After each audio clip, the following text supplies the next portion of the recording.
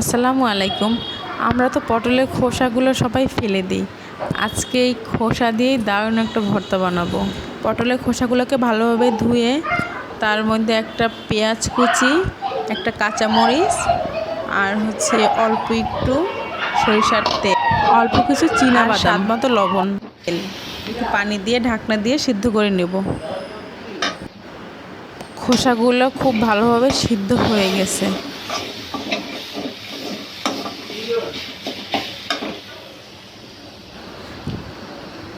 এবার একটু ধনেপাতা কুচি দেব, অল্প একটু নেড়ে চেড়ে কিছুক্ষণ এভাবেই রেখে দেব। ঠান্ডা হবার পরে পাটায় মিহি করে বেটে নেব ভর্তাটাকে।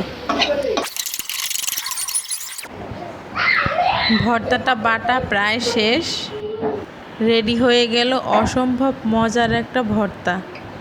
এবার উপরে একটু সরিষার তেল দিয়ে সার্ভ করে নিলাম। আল্লাহ হাফেজ। আসসালামু আলাইকুম।